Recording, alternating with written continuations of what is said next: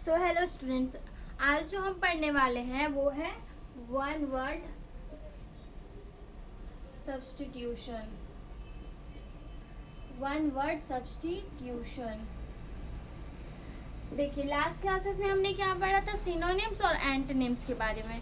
जो हमने last classes में पढ़ा था उसी से रिलेटेड कुछ ये भी है। जैसे कि लास्ट क्लासेस में हम लोग क्या पढ़ रहे थे, सिनोनिम्स का पढ़ रहे थे कि एक मीनिंग का हम लोग दो वर्ड जान रहे थे। लेकिन यहाँ पे क्या करना है कि वर्ड एक होगा लेकिन पूरे सेंटेंस को बदल देगा वो, ठीक है। पूरे सेंटेंस के बदले हम एक वर्ड का यूज करने वाले हैं। तो पहले हम लोग जान लेते होता क्या है।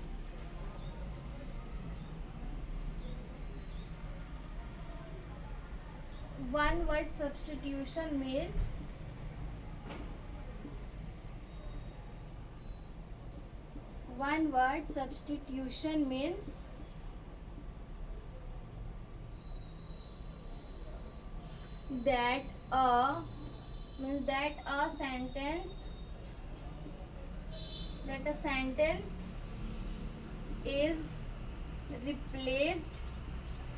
that a sentence is replaced with a single word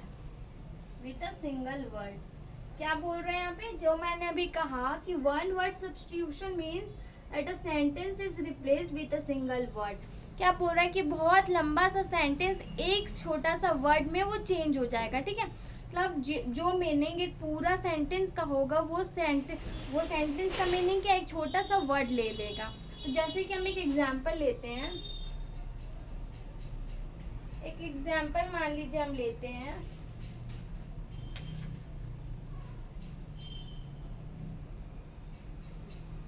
hive.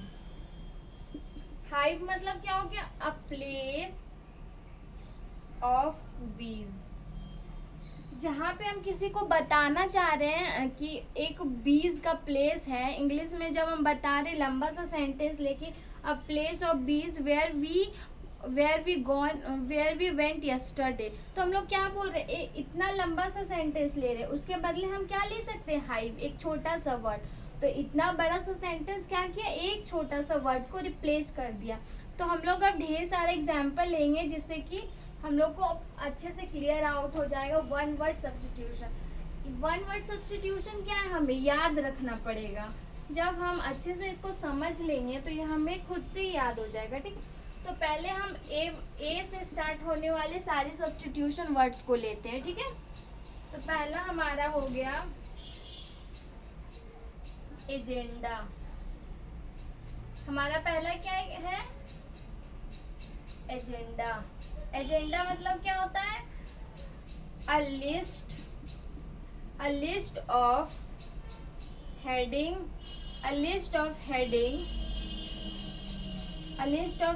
Of the business,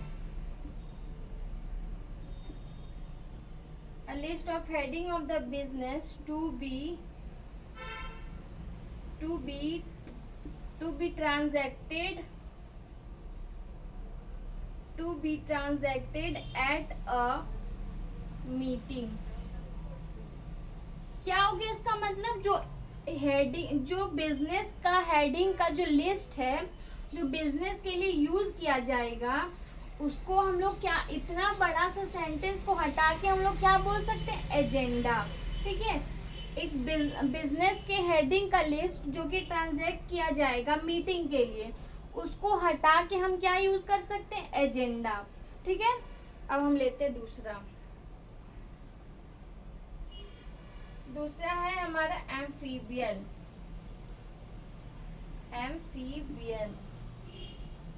चलो हम लोग जानते हैं एम्फीबियन मतलब क्या होता है।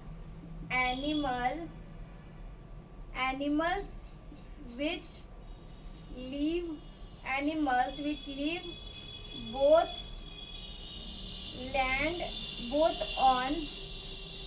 both on land and sea। Amphibian कौन सा एनिमल्स होता है, जो कि पानी में और लैंड में सब जगह रहता है। तो इतना बड़ा सा हम लोग सेंटेंस लेने को छोड़ के हम लोग क्या बोल सकते हैं, सिर्फ उसको एम्फीबियन एनिमल्स, ठीक है। जब हम किसी को बताना चाहते हैं कि animal which live both land and sea, जब हम पूछ रहे किसी से तो हम लोग एक वर्ड लगा के सिर्फ क्या पूछ सकते हैं, एम्फीबियन एनिमल्स। ठीक है, अब हमारा आता है थर्ड। चलो मैं मिटा देती हूँ, आप लोग इसको नोट कर लो।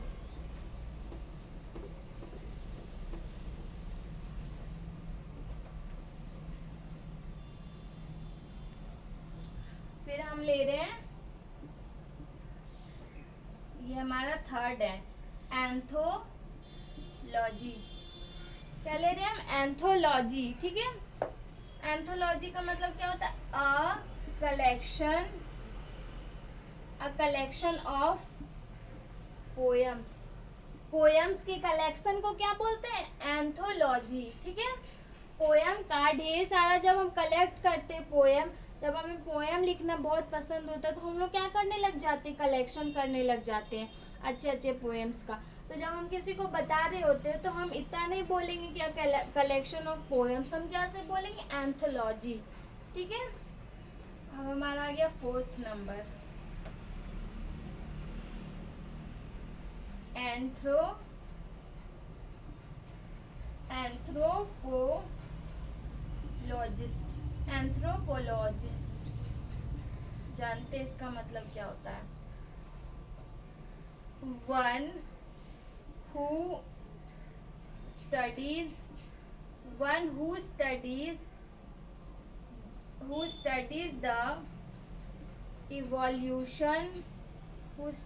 the evolution of mankind। एंथोलॉजिस्ट किसको बोलते हैं, जो इंसान को पढ़ता है, जैसे कि इंसान की कुंडली देखता है। जैसे आप लोग जानते हो ना, इंसान की कुंडली देखा जाता है, इंसान को पढ़ा जाता है कि उनके फ्यूचर में क्या होने वाला है, कैसा होने वाला है, उनके पास्ट में क्या था।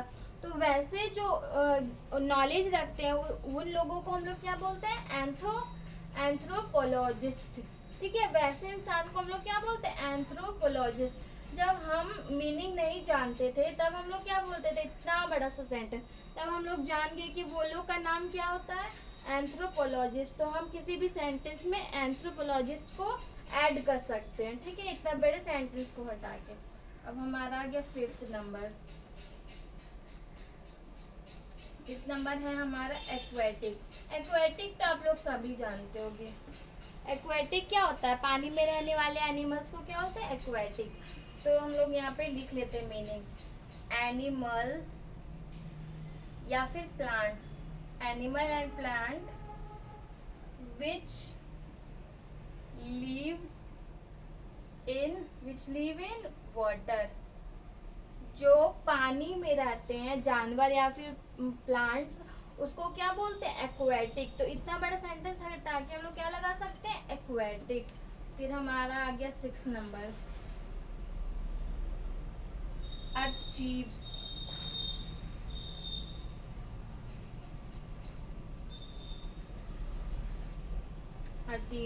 a place where government achieve क्या है, a place where government और public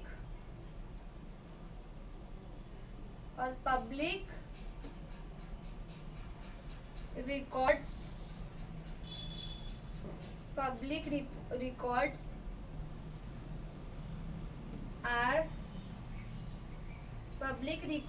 are kept। अचीव्स क्या है, ऐसा जगह जहाँ पे गवर्नमेंट और पब्लिक के रिकॉर्ड्स रखे जाते हैं। अचीव वैसे जगह को बोलते हैं जहाँ पे गवर्नमेंट्स और पब्लिक के रिकॉर्ड्स को रखे जाते हैं। मतलब पब्लिक किस जनसंख्या या फिर कितने बीमार है, क्या है, गवर्नमेंट की का क्या चल रहा है अभी, वैसे रिकॉर्ड्स को हम लोग कहाँ रखते हैं, अचीव्स में। ठीक है, अब हमारा आ गया 7 नंबर। चलो मैं यहाँ पे मिटा दे रही हूँ, आप लोग नोट कर सकते हो उसको।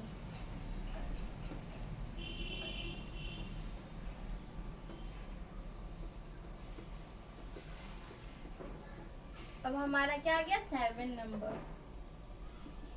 7 नंबर हमारा है एस्ट्रोलॉजर। एस्ट्रोलॉजर, चलो जानते हैं किसको कहते हैं।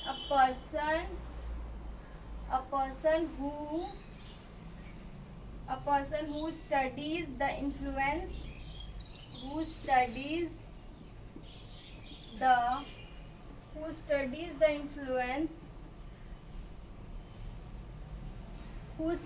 the influence of heavenly bodies on human being।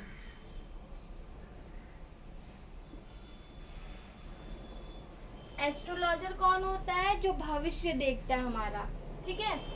क्या करता है वो? हमारे भविष्य को पढ़ता है। एक पर्सन के भविष्य को पढ़ने वाले को क्या बोलते हैं? एस्ट्रोलॉजर, ठीक है। तो इतना बड़ा सा सेंटेंस को छोड़ के हम क्या बोल सकते हैं? एस्ट्रोलॉजर। मतलब इतना बड़ा सेंटेंस को कौन सा एक वर्ड सब्स्टिट्यूट कर रहा है, चेंज कर रहा है? एस्ट्रोलॉजर, ठीक है। अब हमारा आ गया 8 नंबर,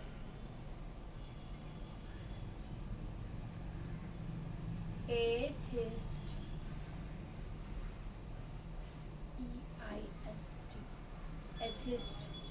एथिस्ट मतलब हम लोग जानते क्या होता है। अ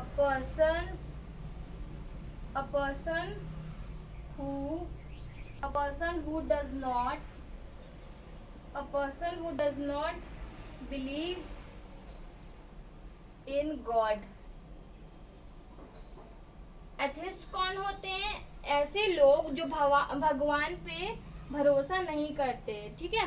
ऐसे बहुत लोग होते हैं जो भगवान को नहीं मानते, ठीक है।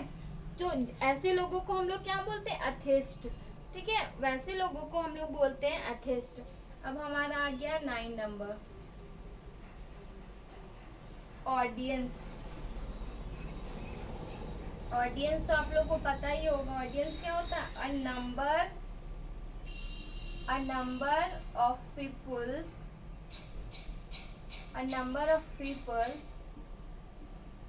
a number of peoples listening to lecture।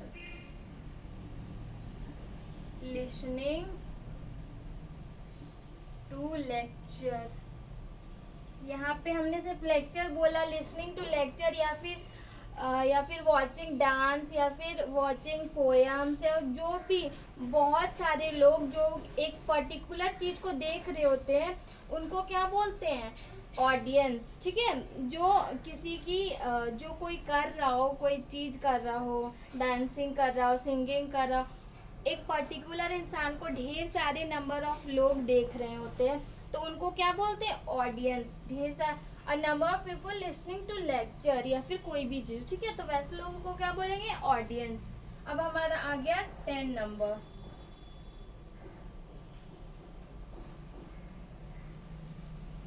Autobiography.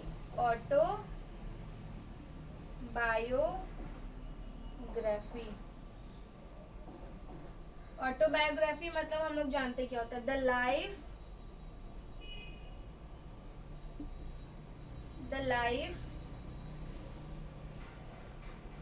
history of a person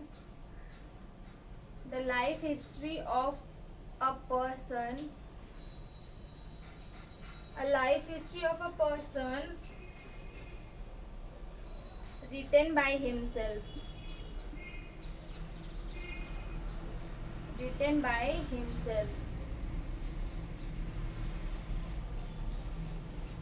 आप लोग तो पढ़े ही होंगे ऑटोबायोग्राफी।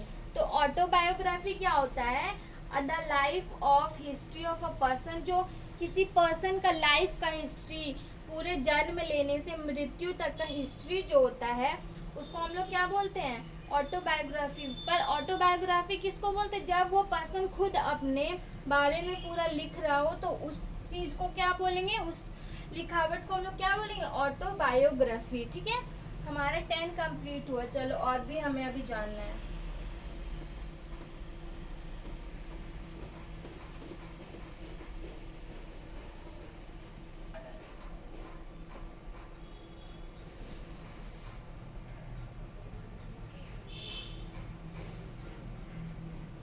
एक्सियम।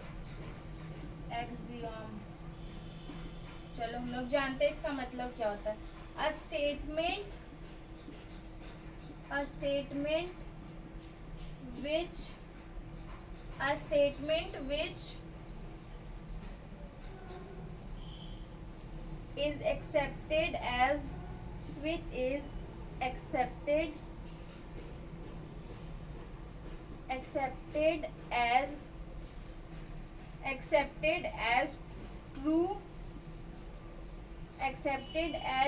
true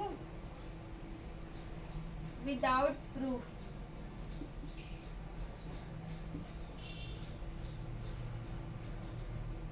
ऐसे स्टेटमेंट या फिर ऐसे वर्ड जो फिर ऐसा सेंटेंस जो कि कोई एक पर्सन बोल रहा है किसी के बारे में बिना प्रूफ के, जैसे कि मैं बोल रही हूँ कि मेरी फ्रेंड चोर है। क्या है? मेरी फ्रेंड चोर है। तो हम लोग के पास कोई प्रूफ नहीं है कि वो चोर है, और बाकी लोग वो सच मान रहे हैं, ठीक है, क्योंकि बाकी लोग जानते हैं कहीं ना कहीं कि वो चोर है। तो वैसे सेंटेंस को हटा के हम क्या बोलेंगे? एक्सियम। ठीक है, ऐसे सेंटेंस को हटा के हम एक्सियम बोलेंगे। ये हमारा हो गया 11 नंबर। हम आ गए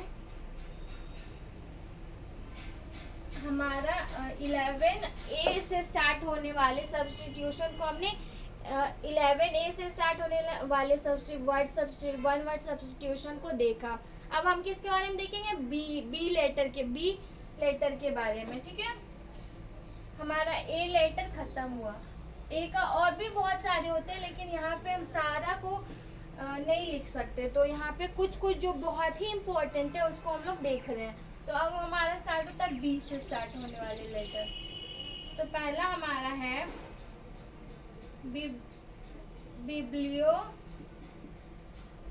बिब्लियोफाइल। पहला हमारा है बिब्लियोफाइल। ठीक है,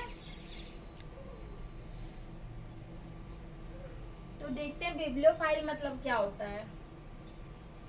अ लवर